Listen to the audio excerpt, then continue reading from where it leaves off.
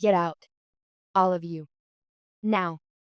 My voice cut through the stunned silence of our dining room like a shard of glass. 20 years of swallowed words, forced smiles, and quiet compromises had crystallized into this single, razor sharp command. James stared at me as if I'd suddenly started speaking in tongues. Eleanor, my mother in law, froze with her wine glass halfway to her lips, her perfectly composed facade cracking just enough to reveal the shock beneath. Walter, my father in law, studied his plate with sudden fascination. Mary, you can't possibly be serious, Eleanor finally said, her voice honey sweet but laced with venom. This is just a little disagreement. Family works through these things. I placed both hands flat on the dining table, the same table where I'd endured thousands of subtle cuts disguised as concern, where I'd watched my husband choose his mother over me time and again, where I'd gradually become a stranger in my own home. This isn't your home, I said, my voice trembling not with fear, but with 20 years of suppressed rage. This house that I designed, that I paid for with my career you've always belittled, it's mine. And I want you out. All of you. I slid the legal documents across the polished surface. You have exactly 2 weeks. The silence that followed was absolute. I could hear the antique grandfather clock that Eleanor had insisted on installing in my minimalist foyer tick, tick, tick, marking seconds that stretched into eternity. Mary, James finally spoke, reaching for my hand. I pulled away before he could touch me. Let's discuss this reasonably. You're upset about the studio, I understand, but the studio was just the final straw. I cut him off, my voice unnervingly calm, even to my own ears. 20 years, James. 20 years of comments, criticisms, comparisons. 20 years of you saying nothing while your mother systematically erased me from my own life. Eleanor's shock was transforming into indignation. I have never. Everything I've done has been to improve this cold, sterile space you call a home. To make it suitable for a family, the family you've never prioritized. I laughed then, a sound so foreign that everyone at the table flinched. Family? Is that what you call this? This slow poisoning? This constant reminder that I'll never measure up to Samantha? James paled at the mention of his ex's name.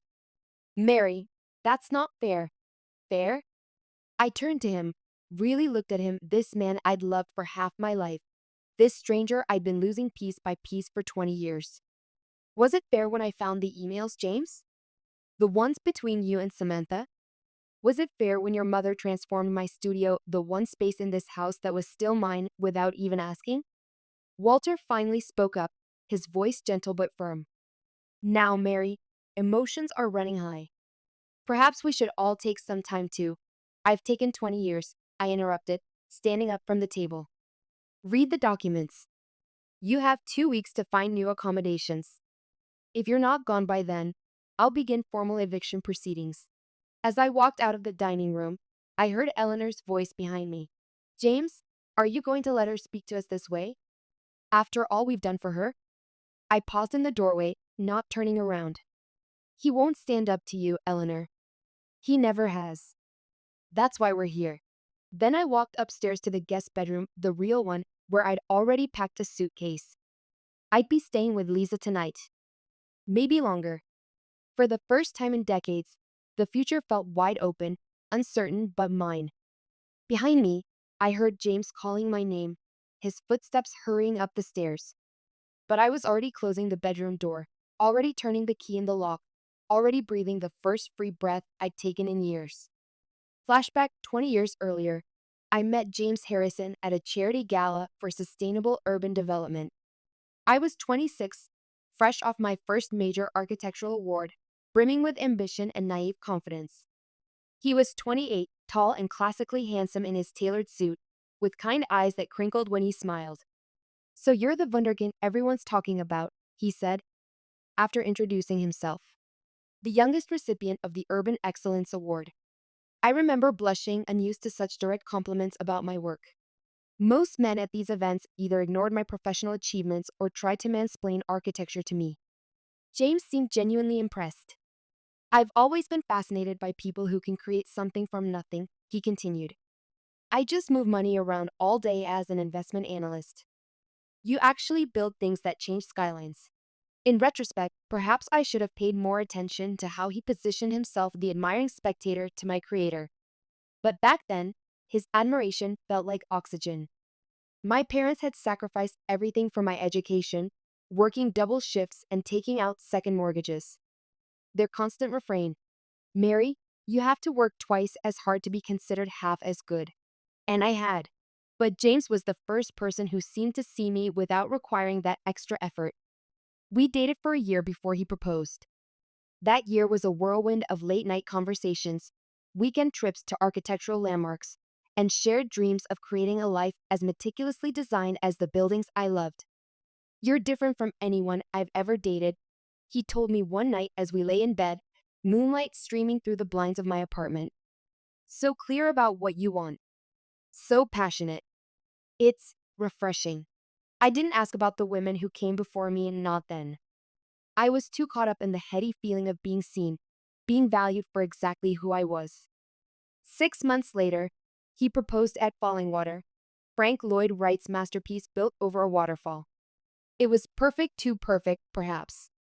The architect in me should have recognized a structure built on an unstable foundation, no matter how beautiful it appeared. We'll build something beautiful together, he promised on our wedding day.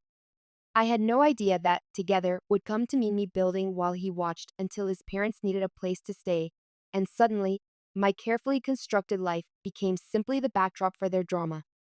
At the Harrison family home, 3 months after the wedding, you never told me your mother had such strong opinions about everything, I said to James as we drove home from our first dinner at his parents' house. My stomach was still tight from the evening of subtle criticisms and comparisons. Mom's just traditional, James said, his eyes on the road. She means well. She asked me 3 times when we're planning to have children, then suggested I should scale back my work commitments to focus on building a proper home. We've been married 3 months, James. He reached over and squeezed my knee. She's from a different generation. Just give her time to know you. She'll love you once she sees how happy you make me. I wanted to believe him. I did believe him. This was just an adjustment period at two families learning to become one. My own parents had welcomed James warmly, impressed by his education and steady career, relieved that their daughter had found someone who appreciated her brilliance. What about Samantha? I asked, trying to sound casual. Your mother mentioned her several times. James' hand tightened slightly on the steering wheel. Ancient history. We dated through college and a bit after. Mom was close to her, that's all. She showed me pictures. I persisted. Said you two were practically engaged. He sighed. We were young. I was focused on my career, and she wanted to settle down right away. It didn't work out. End of story. But it wasn't the end. Not even close. Will I meet her at some point? I asked. She seems to still be part of your family's life. James shot me a quick glance. Are you jealous? No, I said honestly. Just trying to understand the dynamics. He relaxed, smiling that crinkly-eyed smile that had first drawn me to him. There's nothing to understand. You're my wife. You're my future. Samantha is my past. Mom will adjust. I nodded, letting the subject drop. I was confident then in my marriage, in my worth, in my place in the world. I had not yet learned how water can erode even the hardest stone given enough time, how small compromises could accumulate until the original structure was unrecognizable. That night, I dreamed of designing a house without walls, just elegant columns supporting a roof, everything open to the elements. In the dream, it began to rain, and I couldn't find shelter anywhere. I woke up shivering. At home the present day, my design studio was my sanctuary. Floor-to-ceiling windows overlooking the Japanese-inspired garden I'd meticulously planned. Custom drafting table positioned to catch the morning light. Walls lined with books and award plaques, tangible proof of a successful career built over decades. Or at least, it had been my sanctuary until this morning. I stood in the doorway, frozen in disbelief. My drafting table had been pushed into a corner. My reference books were boxed up. A floral quilted bedspread now covered a newly delivered twin bed. Lace curtains, lace, of all things hung where my sleek blinds had been. Do you like what I've done? Eleanor appeared beside me, her voice bright with satisfaction. We've needed a proper guest room for so long, and your little office was really the only suitable space. I left your desk, see? Though I don't know why you need such a large one. I felt something snap inside me, and not dramatically, but quietly, like a support beam giving way after years of hidden stress. This was the final invasion. My designs, my awards, my space. The last place in my own home where I could truly be myself, transformed without my knowledge or consent into something that erased me. I have a meeting, I managed to say, turning away before she could see the tears threatening to spill. Oh, always rushing off to work, Eleanor sighed. James mentioned you're never home before 8 these days. A husband needs attention, Mary. When Samantha was dating James, she always made time for family dinners. I didn't hear the rest as I grabbed my keys and bag, nearly running for the door. Outside, I leaned against my car, breathing deeply, trying to steady myself. I glanced back at my house, the one I designed with such care. 3 stories of contemporary elegance with clean lines and floor to ceiling windows, nestled among mature oak trees. The landscaping reflected my belief that nature and architecture should complement each other, not compete. Every detail, from the angle of the roofline to the placement of the garden paths, had been carefully considered. Now, looking at it from the outside, I could see how Eleanor's touches had begun to change even the exterior. Hanging flower baskets that disrupted the clean lines. A garish garden gnome by the front walkway. Cutesy seasonal wreaths on my sleek modern door. Death by 1,000 cuts. That's what the last 20 years had been. My phone buzzed with a calendar alert. Final review Richardson Sustainable Housing Project 10 a.m. Work. The one place where I was still valued. Still Mary Harrison, award-winning architect, not just James' workaholic wife who couldn't satisfy his mother's expectations. As I drove, memories surfaced like debris after a flood. Flashback 3 years into marriage. My parents need a place to stay, James said casually over dinner. Just temporarily. Dad's pension got hit in the market crash, and they need to sell their house. I set down my fork. How temporary is temporary? Just a few months. Until they find something affordable. He reached across the table to take my hand. Their family, Mary. I thought about our peaceful home, our routines, our privacy. But I also thought about my own parents, how they'd sacrificed for me. Family helps family, that's what they'd always taught me. Okay, I said. We have the guest room. Just a few months. James beamed, kissing my knuckles. You're amazing. I promise they'll respect our space. That promise aged like milk. Within a week, Eleanor had rearranged my kitchen cabinets. More efficient this way, she explained when I couldn't find the coffee mugs that had been in the same place for 3 years. Within a month, she'd replaced my minimalist table settings with her floral china. These plain white dishes are so institutional, she said. A home should feel warm. Within 3 months, she'd redecorated the living room while I was at work, new throw pillows, new curtains, family photos mostly of James and his parents, with a few of my wedding day thrown in covering the walls I'd intentionally kept clean and gallery-like. And James said nothing. Did nothing. When I raised concerns, he'd kiss my forehead and say, Mom's just trying to help. She's bored with retirement. Let her have this small joy. Small joy. Small changes. Small erosions of my autonomy that accumulated over time until I could barely recognize my own home. By the 6-month mark, when they should have been moving out, Eleanor announced at dinner, "We decided to look for a place in this neighborhood.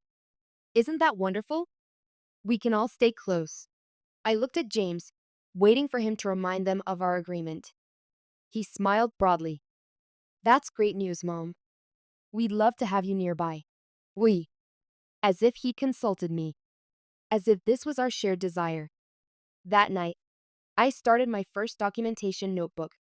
Not with any specific plan in mind, just a record of the changes, the comments, the small usurpations.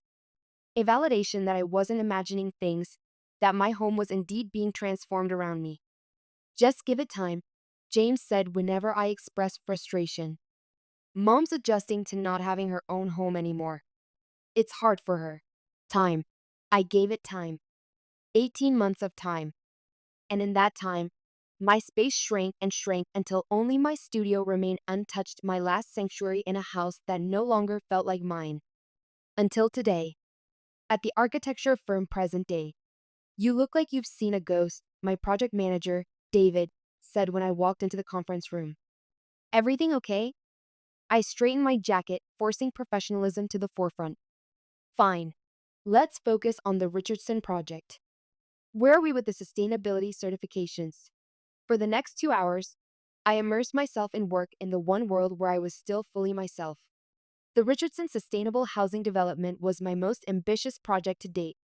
Affordable housing designed with environmental consciousness and community building in mind. Spaces that would nurture rather than diminish their inhabitants. After the meeting, I closed my office door and called Lisa. Can I stay with you tonight? I asked without preamble. Of course, she replied immediately. What happened? Eleanor converted my studio into a guest room while I was asleep. My voice sounded distant to my own ears, as if someone else was speaking. She did what? Without asking you? It's been building for years, Lisa. But this was the last straw. There was a pause. You're finally going to do something, aren't you? Yes, I said, surprising myself with the certainty in my voice. I am. After hanging up, I opened my laptop and logged into our home computer remotely, something I'd set up years ago to access work files. James was careless with technology, often leaving his accounts logged in. Today, that carelessness would be revealing. His email loaded on my screen. I navigated to the search function and typed, Samantha. Hundreds of results appeared, dating back years. Regular exchanges, lunch meetings, reminiscences about simpler times. Nothing explicitly romantic, but intimate in a way that felt like a betrayal nonetheless. Remember that little Italian place on 4th? Was thinking about our Friday night tradition. Still make the best carbonara you've ever had. S. Those were simpler times. Sometimes I wonder, J. Your mother showed me Mary's new design award in the paper. Impressive career woman. How do you handle all her working late? S. It's challenging sometimes. Mom says the same thing. J. My hands were steady as I took screenshots, saving them to a secure folder, not because I was calm, but because I had moved beyond anger into a strange, crystalline clarity. The kind of clarity that comes when a design problem finally reveals its solution after weeks of frustrated attempts. I spent the rest of the afternoon making calls to my bank, to a security company, to a locksmith. By the time I left the office, I had a plan. Not just for tonight, but for what would come after. At Lisa's apartment that night. You cannot be serious. Lisa handed me a glass of wine and settled beside me on her sofa. The rain outside matched my mood, a dark, relentless, building toward a storm. My design studio, Lisa. The one room in the house that was just mine. I took a long sip of wine.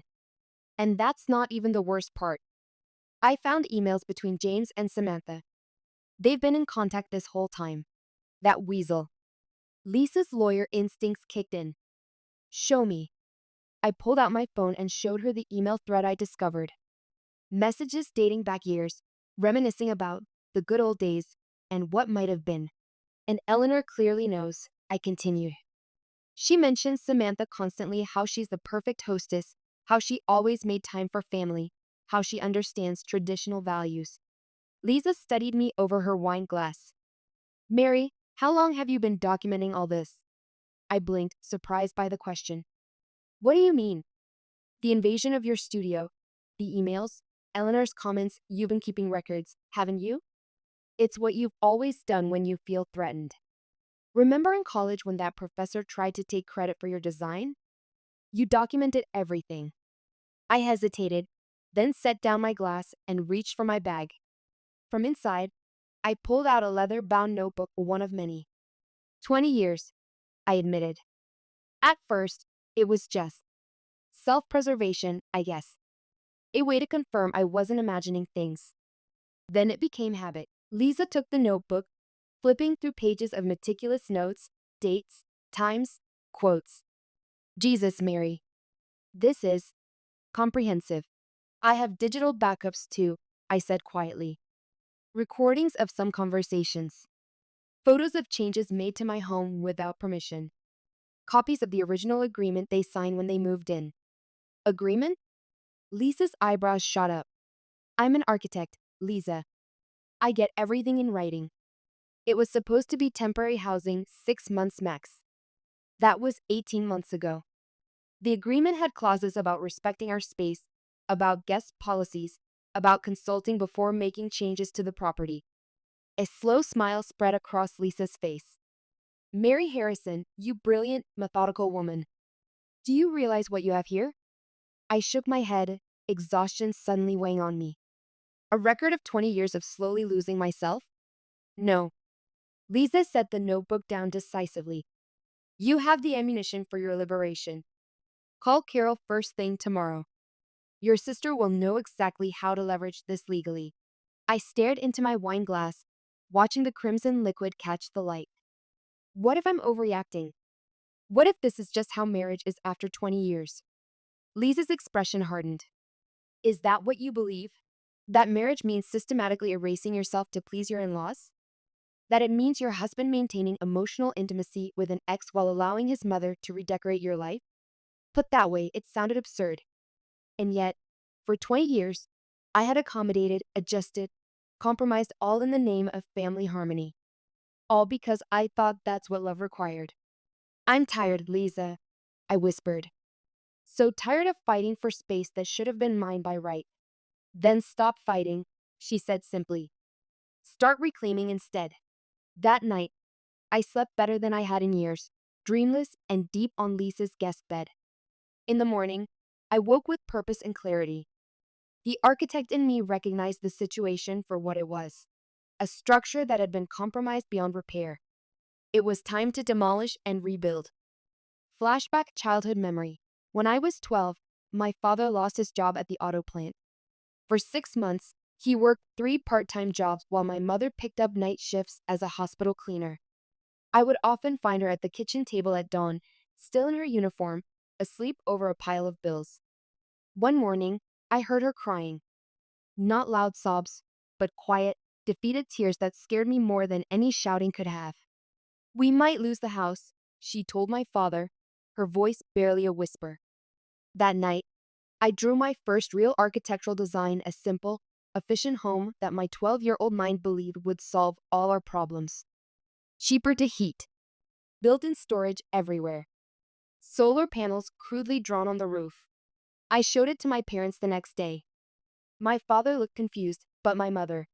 She studied that childish drawing with complete seriousness. You have a gift, Mary, she said finally. And gifts aren't just for you, they're for sharing. You build something with this talent of yours, something solid. Something that can't be taken away. We didn't lose our house in the end. My father eventually found steady work again. But I never forgot that feeling of helplessness, of watching my safe place become threatened. I channeled it into my work, into creating spaces that were both beautiful and secure. I continued drawing houses throughout my teens, each design more sophisticated than the last. By the time I applied to architecture school, I had a portfolio that impressed even the most skeptical admissions officers. My parents refinanced their home to help with tuition. An investment in your future, my father called it. There were precious few women in my program. The male professors often mistook me for a design student who had wandered into the wrong department. One particularly memorable critique session, the department head looked at my sustainable urban housing project and said, "Interesting, but too nurturing in its approach. Architecture needs to make bold statements." I stood my ground. Sustainability is the boldest statement we can make. That commitment to creating spaces that serve people rather than egos became my signature approach. My first major commission after graduation, a community center in a neglected neighborhood, won awards for both its design aesthetic and its functionality. Spaces shape lives, I wrote in my project statement. They can either nurture our best selves or diminish our potential. Now, at 46, I found myself in a house of my own design that no longer felt safe at all. A space that had diminished rather than nurtured me. The irony was not lost on me. At the cafe next morning, "You should have called me sooner," Carol said, reviewing the documents spread between us on the cafe table. My half-sister was 2 years older than me, with the same dark hair and determined expression our father had passed to both of us. Though we'd grown up in different households after our father's first marriage ended, we'd forged a close bond as adults. "I thought I could handle it," I admitted. I kept thinking things would improve, that James would finally set boundaries with his parents. Carol snorted. "Men like James don't suddenly develop spines at 48, Mary. Not when they've spent their entire lives seeking mommy's approval." She tapped the tenant agreement I had drawn up when Eleanor and Walter first moved in. "This is excellent work, by the way. The behavioral clauses are particularly well crafted. Did you consult a lawyer when you wrote this?" "I did it myself," I said. "I've worked with enough contracts in my field." I just never thought I'd actually enforce it. Carol nodded, professional respect in her eyes. "Well, your architectural precision serves you well here. These violations are clear-cut. The unauthorized renovation of your studio alone is grounds for termination of the agreement." I stared at the pile of evidence I'd accumulated of photos, recordings, the journal entries tracking Eleanor's comments and James' silence. 20 years of small surrenders documented in painful detail. "Will it be enough?" I asked quietly. Carol reached across the table and gripped my hand. "More than enough for the legal battle. The question is, are you ready for the emotional one?" I thought about James, about the young man with the crinkly-eyed smile who had once made me feel seen, and the middle-aged stranger who now looked through me. About the 20 years of memories, not all of them bad. About the future I had imagined versus the reality I was living. "I'm not sure," I admitted. "Part of me still loves him. The him I thought he was, or could be, and the other part? The other part can't forgive the silence. The way he watched for 20 years as his mother systematically dismantled my confidence, my space, my sense of self, and said nothing. Did nothing." Carol nodded slowly. "In my experience, silence in the face of a harm is its own kind of violence." We spent the next hour developing a strategy. The tenant agreement would be our primary tool, but Carol also suggested I consult a divorce attorney just to understand your options. The word divorce hung in the air between us, heavy with finality. "I'm not saying that's where this has to go," Carol clarified, seeing my expression. "But knowledge is power, Mary. And you've been powerless in this relationship for too long." Flashback: James and Samantha. I learned about Samantha 6 months into dating James. Not from him, but from a framed photo in his parents' living room during my first visit to their home. "That's James and Samantha at Lake George," Eleanor had said, watching my reaction. "They dated for 5 years. We always thought they'd marry. She was like a daughter to us." Later, James explained they'd broken up because the timing wasn't right. He'd been focused on his career, and she'd wanted to settle down. It seemed reasonable enough at the time. Everyone has a past. What he failed to mention was how his mother had never accepted their breakup, how Samantha still attended family functions, how she remained Eleanor's ideal of womanhood, a standard against which I would be measured and found wanting for the next 20 years. At our wedding, Eleanor had pulled me aside during the reception. "James always returns to what's familiar," she'd said, her smile not reaching her eyes. "It's a quality I've always loved about him. So loyal to what he knows." I dismissed it as wedding day nerves, as a mother struggling to let go. I didn't understand then that it was a declaration of war.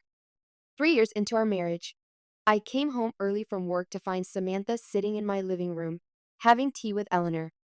They fell silent when I walked in, exchanging glances. "Mary, what a surprise," Eleanor said, too brightly. "You remember Samantha, of course." Samantha stood to greet me, perfectly coiffed and dressed in the kind of feminine, traditional style Eleanor had always tried to push on me. "Your home is lovely," she said, her eyes taking in the modern design that Eleanor constantly criticized. "So, interesting." "Thank you," I replied, feeling oddly defensive in my own living room. "What brings you by?" "Oh, Eleanor invited me for tea," Samantha said easily. "We try to get together regularly." I looked at my mother-in-law, whose expression dared me to object. "How nice," I managed. That night, I asked James about it. He shrugged.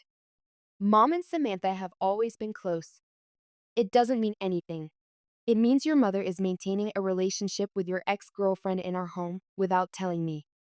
Don't make it weird, Mary, he'd said, kissing my forehead dismissively. It's not like that.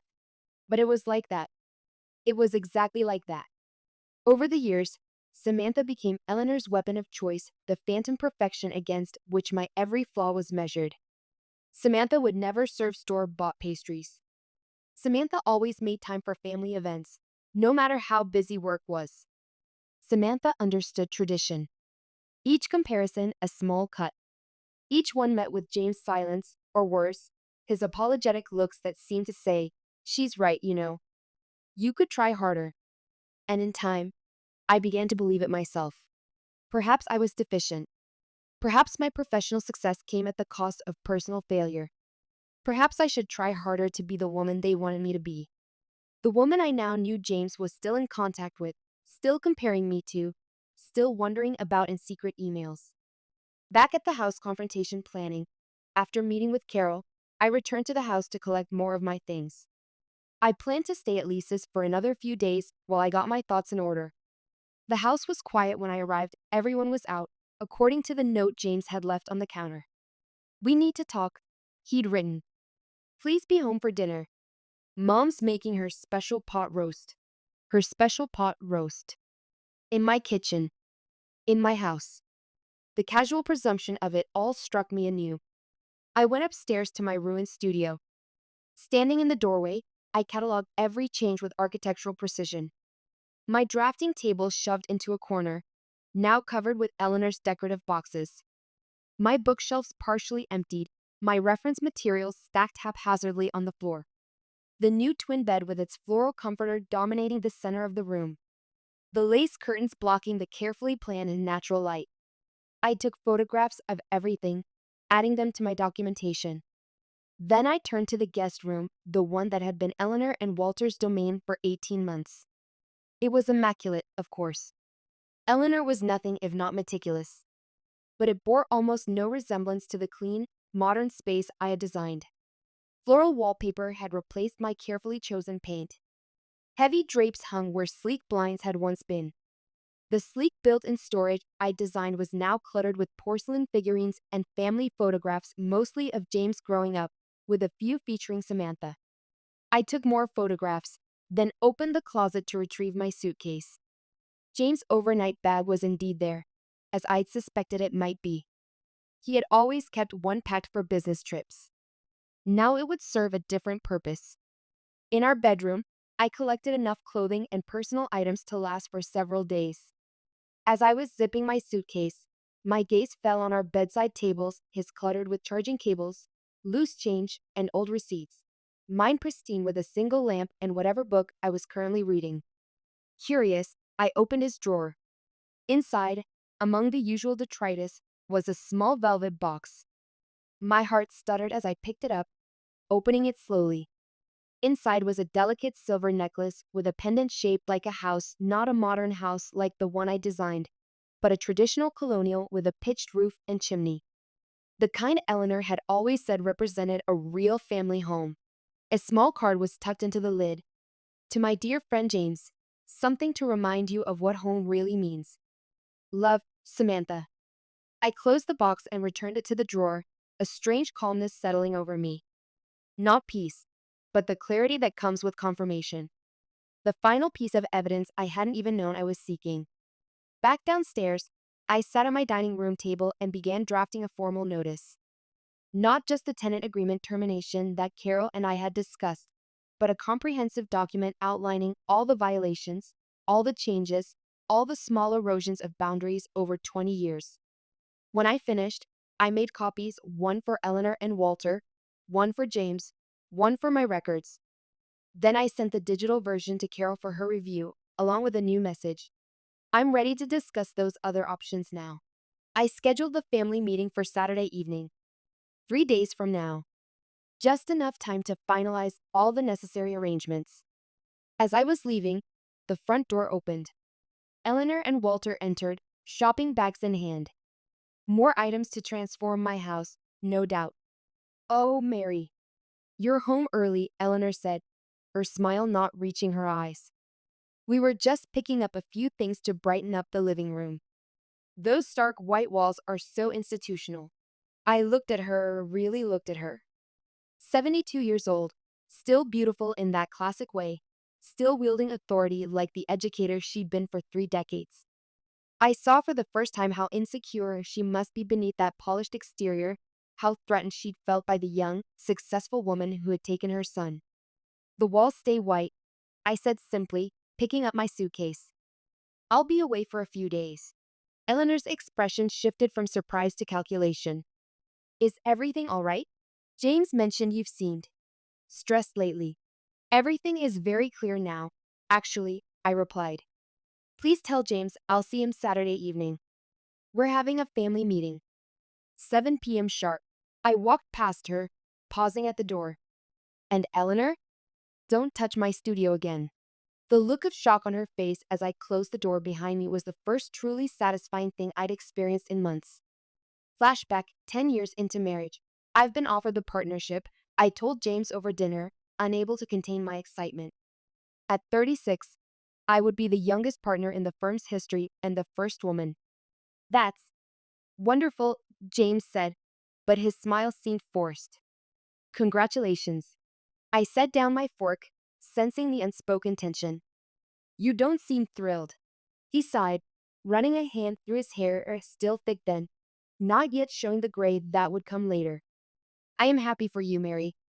I thought we'd be thinking about starting a family by now. This promotion will mean even more hours at work, won't it? The subject of children had been a delicate one throughout our marriage. I wasn't opposed to the idea, but I wanted to establish my career first. James had seemed to understand that, or so I thought. We agreed to revisit the question after I reached partnership. I reminded him. This is what we planned. I know, he said quickly. And I'm proud of you. Really. It's just. He trailed off. Just what? Mom mentioned that Samantha's expecting her second child. She showed me the announcement. There it was. Samantha, again. The phantom perfect woman against whom I was always measured and found wanting. I'm not Samantha, I said quietly. I know that, James replied, reaching for my hand. I wouldn't want you to be. But his eyes told a different story. In them, I saw doubt, comparison, a question I couldn't quite answer. That night was the first time I truly wondered if we wanted the same things, if the life we were building together was actually what either of us had envisioned. I took the partnership. My career flourished. We never did have children, a decision that came not through open discussion, but through silence and postponement. Another in our growing collection of unspoken compromises. 5 years later, James' parents had their financial crisis, and our delicate equilibrium was shattered completely. Looking back, I wonder if the childlessness of our marriage made it easier for Eleanor to insert herself into our lives, to make herself indispensable to her son in a way I never could be. At Lisa's apartment evening before the confrontation. Are you sure you want to do this alone? Lisa asked, handing me a cup of tea. We sat in her living room, reviewing the final strategy for tomorrow's confrontation. I could come with you. Moral support. I shook my head. I need to do this myself. It's been 20 years of me giving away my power inch by inch. I need to reclaim it the same way. Carol will be on standby though, right? Yes. She's handling the legal follow-up if things go poorly. I took a sip of tea, surprised by my own calmness. I've spoken with a locksmith. They'll come on Sunday to change all the locks, regardless of the outcome. Lisa studied me with concern. And what do you think the outcome will be? I considered the question carefully. Best case scenario? Eleanor and Walter agreed to leave quietly. James realizes what he's been allowing to happen and commits to serious counseling. And worst case? They refuse to leave. James chooses them over me. I begin formal eviction proceedings and divorce proceedings simultaneously. Lisa winced. That's clinical. It has to be, I said simply. I've spent 20 years being emotional about this situation, trying to understand, accommodate, adapt. Look where that got me. Now I need to be strategic. My phone buzzed with a text from James. Will you be home for dinner? We need to talk. I didn't reply. There would be plenty of talking tomorrow. What about Samantha? Lisa asked. Do you think she'll be a factor? I thought about the necklace in James' drawer, about the years of email exchanges, about Eleanor's constant comparisons. She's always been a factor, I said quietly. I just didn't want to see it. That night, I dreamed of my childhood home, not as it had been, but as I had redesigned it at 12. In the dream, I walked through rooms that expanded and contracted as needed, walls moving to create exactly the space required for each moment. I woke feeling more rested than I had in years, with a single thought crystallized in my mind. Space adapts to the lives within it, not the other way around. I had been adapting myself to fit a space that was never designed for me. It was time to rewrite that blueprint entirely. At home, the confrontation. I scheduled the family meeting for Saturday evening. Eleanor seemed pleased when I announced it, no doubt assuming I would finally concede to her vision of how our household should function. James looked nervous. He knew me well enough to sense the shift in my demeanor, the calm that comes not from peace, but from absolute certainty. I arranged the dining room methodically. At each place setting, a copy of the original tenant agreement, highlighted to show violations. In the center of the table, my studio blueprints showing the original design versus the unauthorized changes. Beside my plate, a folder containing printouts of emails between James and Samantha. When everyone was seated, I began without preamble. 18 months ago, I agreed to provide temporary housing for Walter and Eleanor. The agreement we all signed specified a maximum stay of 6 months, with clearly outlined behavioral expectations. Eleanor interrupted immediately. Mary, really, this formality is.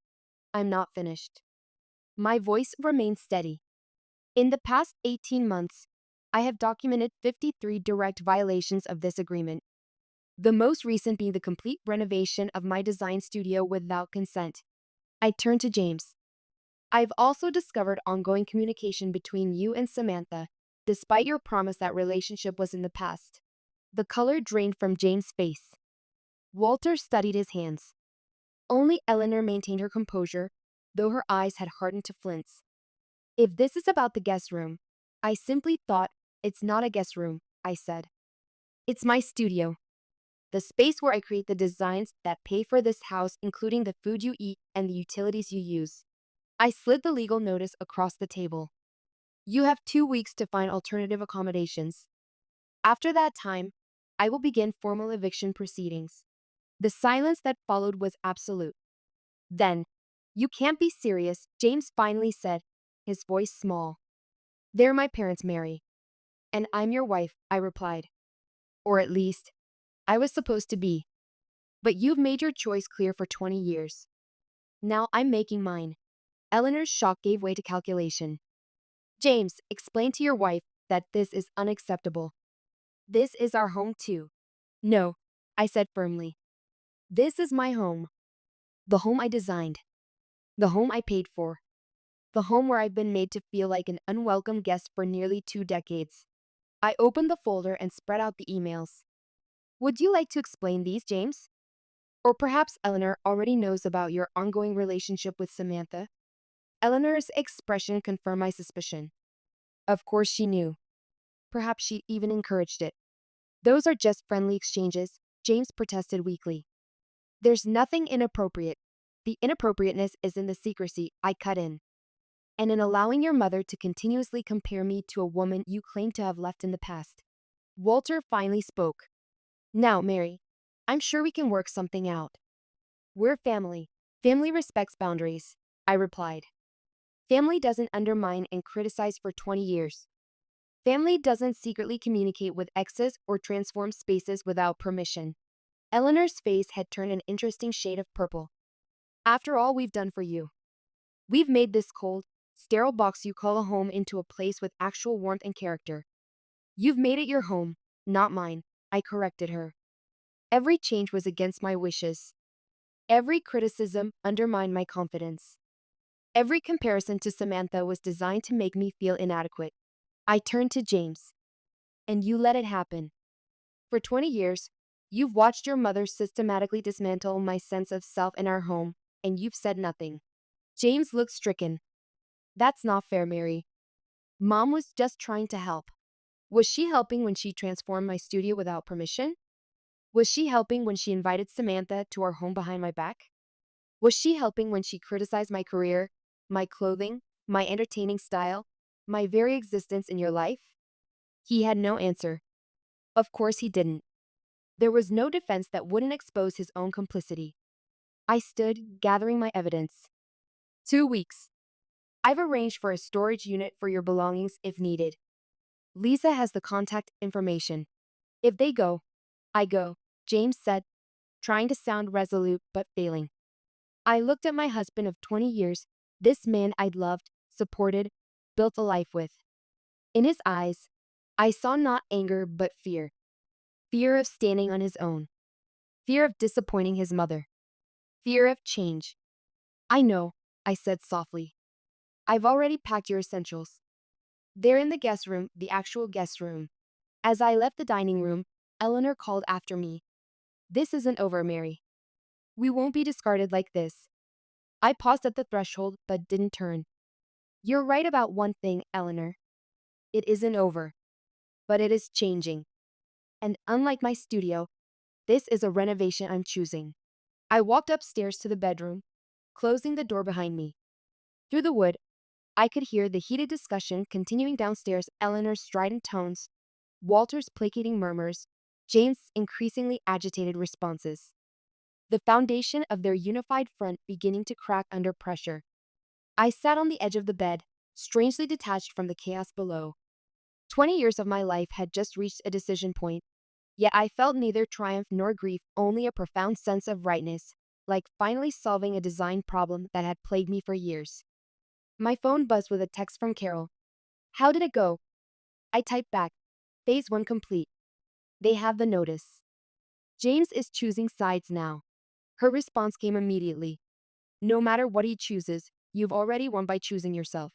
For the first time in years, I felt the truth of that statement to my core. Whatever came next, divorce, reconciliation, legal battles, I had reclaimed my voice. My space. Myself.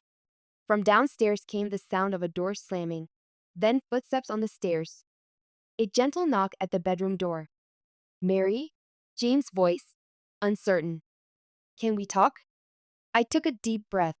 Not tonight, James. You have a decision to make. Make it carefully. Silence then. I love you. You know that, right?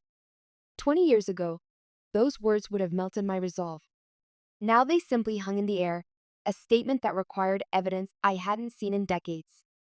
Prove it, I said simply. Not with words, with actions. His footsteps retreated down the hall to the guest room. In the silence that followed, I felt my shoulders relax for the first time in years. Whatever happened next, I had spoken my truth. I had reclaimed my space. The rest was up to him. At Lisa's apartment that night. You actually did it. Lisa poured me another glass of wine, respect evident in her voice.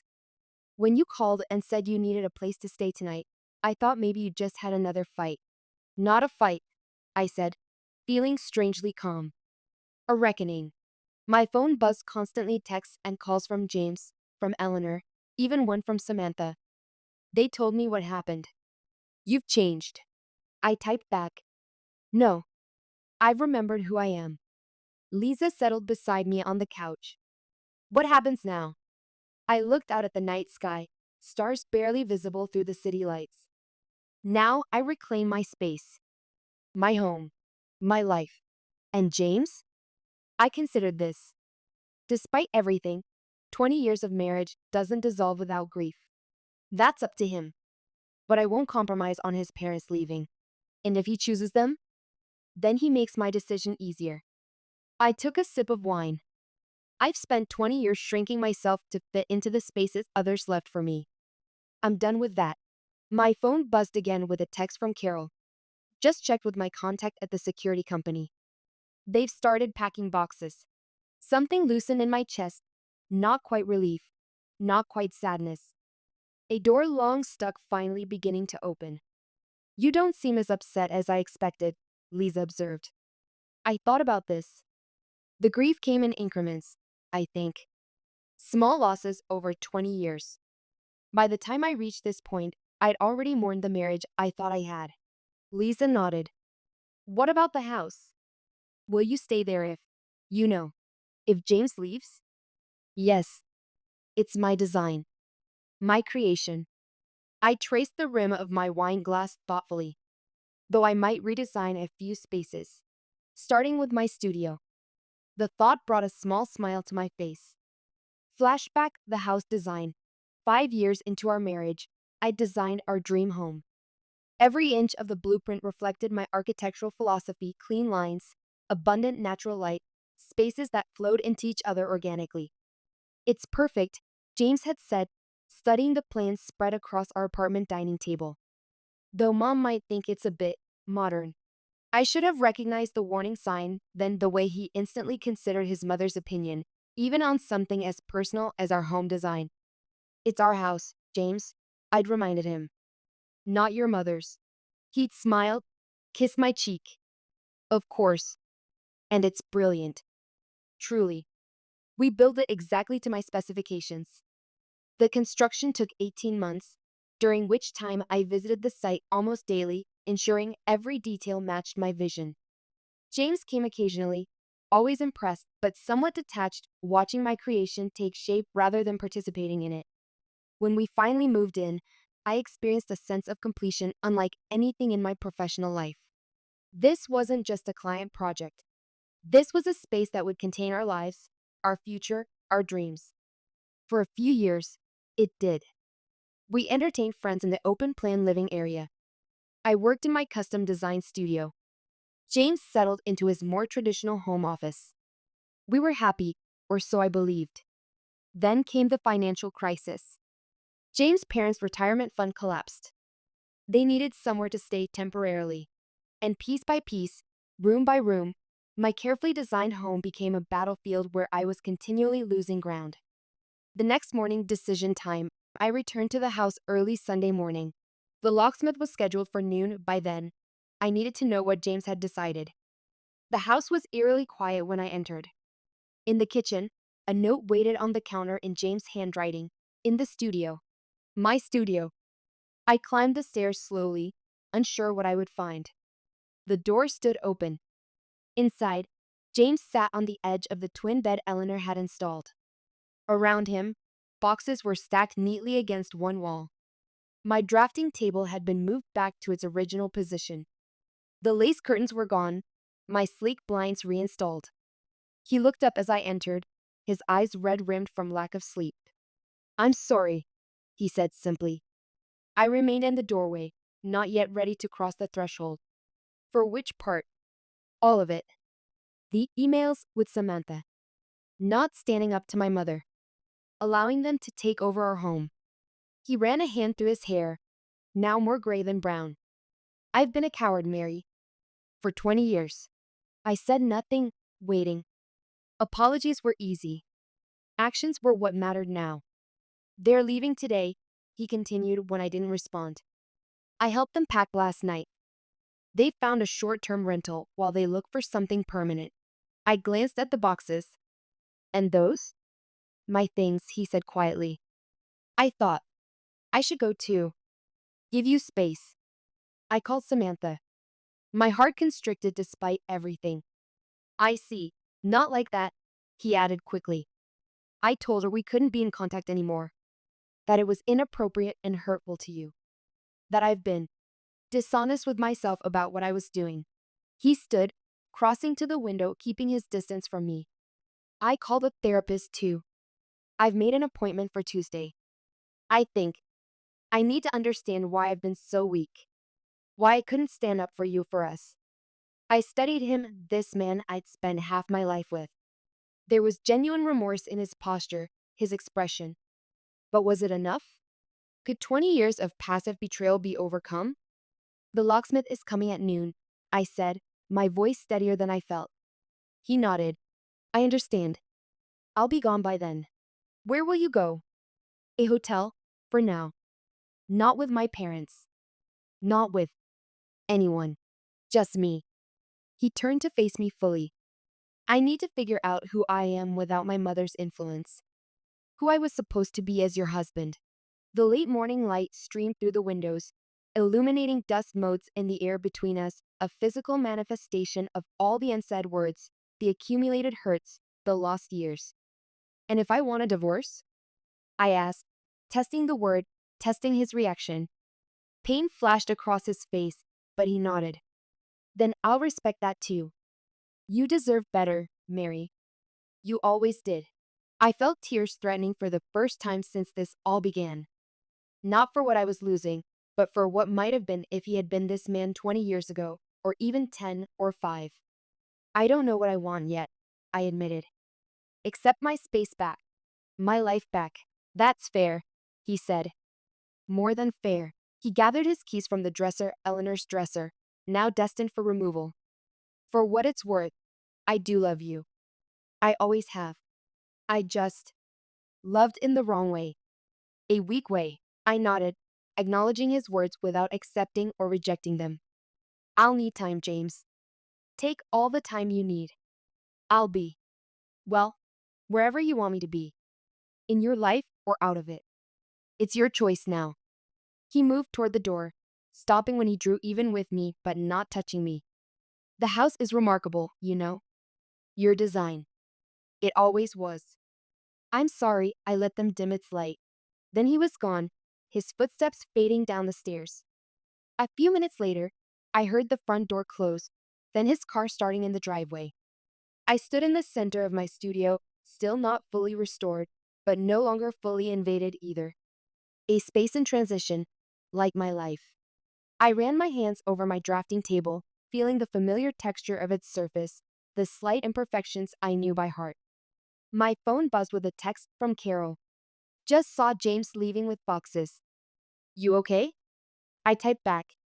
Yes. For the first time in years, I think I might be. Outside, a moving van pulled into the driveway. Eleanor and Walter's final exit, it seemed. I didn't go down to witness it. That chapter was closed. Instead, I began the work of reclaiming my studio, removing Eleanor's decorative boxes, retrieving my reference books from their haphazard stacks, measuring the space for potential redesign. By the time the locksmith arrived, the moving van was gone. I walked him through the house, pointing out every lock that needed changing.